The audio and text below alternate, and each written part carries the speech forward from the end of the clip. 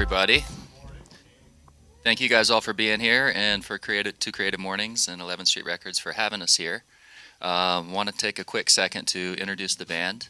I about maybe a few months ago, lost track of time, was driving down the street with my friend Chad, who's here, and we decided to stop into the Blind Center, Nevada, because I'd heard about it and had a long-standing desire to do something that would help the visually impaired community. So stopped in the place and met a guy named Todd. He introduced me to Corey, who's over here. Corey's the executive director of the Blind Center. Thank you, Corey. They showed me what they were doing and the work they were doing, and this place that was just so inspirational. You know, we all face so many challenges in our daily lives, and to see people overcome challenges and be the best version of themselves it's just inspiring in general. So I saw the whole place, was blown away by the work that they're doing, and then at the end of the tour they took me up into the music room and the Broken Spectacles were playing, and they were having practice, and that was that for me. I love music, doing a lot right now to try and help musicians along their path, and this was just something that really just hit home, and I said, wow, this is a great opportunity to get involved and do something and try and be of help these guys. So then over the last couple months, just getting to know the band and the members and everybody over there at the center has been very rewarding overall. I'm not going to talk any longer. I just want to let you guys hear them play, and then they can talk and give you a little bit of their story, and then we can ask some questions. But thank you guys all for being here again, and thank you, Broken Spectacles, for the time and the experiences thus far. We're all just really getting to know each other better, but it's been amazing thus far. So looking forward to the future. This is a song of a local band. Have you guys ever heard of the Killers? This is I guess, a little special rendition that we do kind of our own way. Hopefully you guys enjoy it.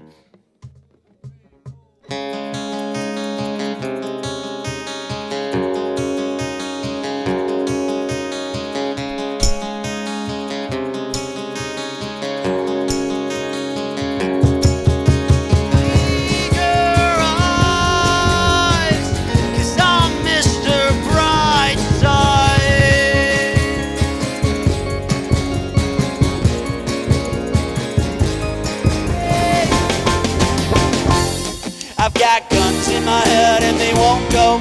Spirits in my head and they won't go. I've got guns in my head and they won't go. Spirits in my head and they won't go. But the gun still rattles, the gun still rattles. Oh, I got guns in my head and they won't go. Spirits in my head and they won't go. I spent a lot of nights on the run. Lost again, but are you mine? I wanna make you happy. I wanna make you feel alive. Let me make you happy. I wanna make you feel alive at night. I wanna make you happy. You a good girl tonight. We seem to be sunk. Life is no race. When I'm not happy, I'm in disgrace. So I spend time with guessing on you. Oh, you're a lover of the wild and a joker of the heart. But are you mine? I wanna make you happy. I always heard them talk about the struggles and how life was harder for them. And I always thought, man, I think these guys might be overdoing it. I always respected and admired and looked up to them for what they did. But I'm like, sometimes it seems like they overdo it. I think it's not as bad as they say that it is. But 2 years ago, when I kind of became legally blind myself after like a surgery that went wrong, I realized that it wasn't hyperbole. It was, I would even say, understatement. I want to give you guys a brief anecdote about 6 months ago, and I think this illustrates the point that I'm trying to make. I took a break from school. I was too busy working, and when I lost my sight, I said, you know what, it's time to go to school. I got to be professional. I can't do the same manual labor jobs that I used to do now because of my sight. So anyways, long story short, I go in. They want to test me for math. I need to take a math placement over at CSN. Not very happy with them right now. So I take my math placement, pop up. I'm taking hours because it's one of those smart tests. It keeps on giving you questions if you answer right. And I had calculus in high school, so I was decent at math. I was in there like for 3 hours and a half, 4. I walk out of the room. They tell me, okay, we're going to get your results. So time goes by. They can't. They bring me my result, and it says Math 181, which is Calculus 1 at CSN, right? And for a reason, they start looking at me, and they're like, you know what? Let me check this again. I think this might be. Let me just double check. So they're checking. They're calling all these engineers, I guess, their IT keys, and they're all trying to check, see if something went wrong with the computers. I guess apparently they didn't believe that I could place into Math 181. And I told myself, is it because I can't see and I'm here with a cane? And they're kind of telling themselves, how can a blind person do mathematics at that level? So that was like the first kind of thing that I experienced that opened up my eyes. And I started realizing how when you're visually impaired, most of the time, especially legally blind, the odds are against you. But just because the odds are against you doesn't mean that you're going to give up, right? So that's kind of the message that we like to carry. Everything that I do, I mean, recently I had to take a test and they wouldn't accommodate me the proper way. And I was telling Joey and Corey and pretty much everyone's like, man, it feels like everything that I do, the system just makes it harder on me. And I just want to succeed. I want to achieve. I want to excel. But the system just keeps working against me. I mean, it's not my fault that I'm visually impaired. It's not my fault that I'm legally blind. And the laws and the legislation, like, it's there, but it just doesn't work.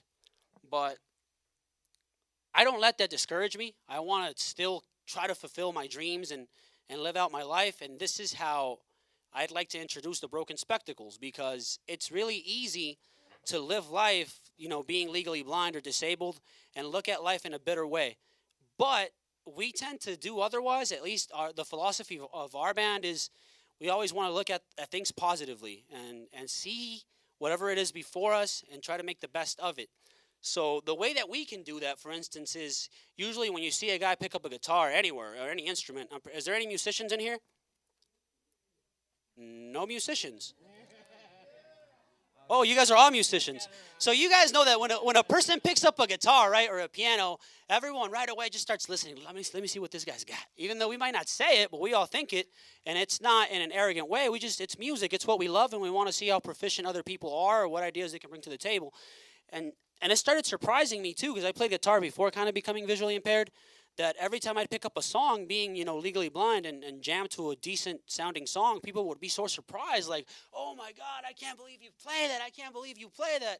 I'm like, what the hell's the big deal? It's just, most of the people can play this. And then Christian pulls me up and he says, no, it's just, I can't believe it because, you're legally blind. They're not used to seeing a person who's legally blind or with a deficiency do something great. I'm like, nah, dude, I don't think that's true. I don't want to believe you. I don't think humanity's that messed up. We can't be that wrong. And I don't think it's true. I just think there's some misunderstandings, some misconceptions out there. So what we do is we like to show the world, the people who actually take the time like you guys to listen to us, that regardless of the obstacle, regardless of the hindrance that's in your way, if you try hard enough, you could achieve greatness and you could excel at whatever it is you want to do. So that's what we try to do. I know our music right now isn't great, but if you would have heard us 2 years ago when we started, it really was a mess, and we just worked on it. It's like, whether you're disabled or not disabled, I tell this to people all the time, we're the same. Anything great doesn't come easy. It's hard-ass work, right? Oh, so you guys are like, yeah, I don't. Is it hard-ass work, yes or no? That's some hard-ass work. So sometimes they're talking about the band and like, yeah, we do it to have fun. I'm like, it's not that I disagree with that. Coming up here and jamming is super fun. But when we get in a music room and practice, which is, 90% of the time, that's really not fun. That's just hard work and blood, sweat, and tears. And that's why I love these guys so much, because even though, we don't get paid or they don't get paid, whatever we do, they're all still willing to go in there and do the best they can and just be great. And that's really the thing that we want to communicate to the world, that it doesn't matter. Like, none of you guys is legally blind, I'm assuming, right? But I'm assuming you guys all have dreams, correct? So what stops us from accomplishing our dreams every now and then? You guys can answer. Self-doubt. Imagine, he has self-doubt being a fully abled individual. Imagine what I feel when I need to. I can't even. If I, like when I got here, I wanted to go to the restroom. I couldn't find the restroom. I ran over like 10 beautiful ladies that smelled great just to get to the restroom. See, but I don't let that fear stop me. Even if I look, well, the restroom's a necessity. I can't let it stop me, or else it's going to be a bloody mess, a very sticky, ugly mess. But when it comes to my dreams, the point and the thing that I want to tell you guys, fight for your dreams. I know it sounds fruity, but you'd be surprised how many people have the potential to achieve greatness, and just because of self-doubt, just because of fear, they're sitting there not willing to push themselves to become great. Because we all have the ability to become great. I believe that now. I believe we're all sons of God, and I'm not trying to preach here, even though I look like a Mormon missionary up here, but we all have that innate power within us to be great. So I ask you, and I tell you guys, walk away with this. Look at the shortcomings that we have as a band, and we're still willing to come together and just achieve greatness. Now, before I stop talking, once I start, it's really hard for me to stop. But one thing that I learned, and I want to say this, I don't want to end with a negative connotation of everything that I said previously. I think that all human beings, abled or disabled, we will not get anywhere without the help of others. Can you guys agree with that? And I think the worst sin, if I may, God, I'm in Bible mode. It's not Sunday morning, it's Saturday morning. It's going to be Matthew. The thing is, you guys might know the story about the Pharisee and the self-righteousness. I think there's not a sin or something that's more deplorable than self-righteousness. And I think sometimes when you're fully abled, you fall into that pit of saying, no, I did this because of my hard work. No, I did this because I busted my ass, and that's why I'm here. No one helped me to become what I am. And becoming disabled, I can tell you from my personal experience, and I'm so glad it happened, that the need for us to help each other was magnified. And now I clearly see that there's nothing in this world that I'm ever going to accomplish without the help of others. That's just not for disabled people. That's for you guys too, though. And the point of this is, that's the beauty of humanity. I wrote an essay when I was young about the sadistic nature of human beings. I just hanging out with CR7 too much. I was getting too philosophical, man. Using words like sadistic. Anyways, but I don't believe that we enjoy pain or seeing others suffer. I actually believe that we enjoy helping others. For instance, this morning, I don't know how many people helped us here this morning. The guy tuned my guitar like 3 times. They tuned his bass. Cameron was helping out on keys. And we all kind of came together and made this little wonderful, at least on my behalf, this was a wonderful experience. But it happened because we worked together, right? Yeah, let's give it up for 11th Studios, man.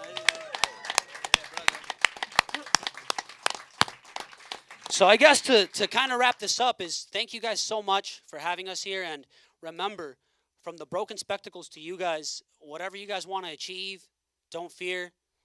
That self-doubt, disregard it. You guys are capable of achieving greatness. Keep us in your prayers. And always remember to be that helping hand, because if you help others, the time is going to come when someone's going to help you. I never thought I was going to be in this situation being blind. I never did. But I always tell my little sister, I'm like, when I was younger, I always used to help other people. And thus far, everywhere I go, people always help me. So in other words, what goes around comes around, right? So with that, I'd like to, yeah, you guys can give it up for Joey and Corey. Joey and Corey, we'll give it up for Joey and Corey. I just want to thank the Blind Center and Joey Vanis too. The Blind Center, where's Corey? Can I get an hallelujah, Corey? Oh, no. I want to thank Corey so much because obviously he leads the Blind Center and they believed in this project. And they believed in it to the point of putting resources behind it. I think it's really easy for people to say, yeah, you can do it. Go ahead, try. But one thing is to say that, and another thing is to actually put resources behind it. I think that's true belief. And I really want to thank you, Corey, for believing in this vision, this little project that has developed and grown into this. Thank you so much. Thank you to the Blind Center for just being a place, a refuge for all the visually impaired to help people cope with blindness. I also want to thank Joey Vanis for just being Joey Vanis. You guys know what that means. Thank you so much, Joey. And with that, I don't know who's up on this mic. I don't know who's next. Well, thank you. Thank you, everyone, for showing up.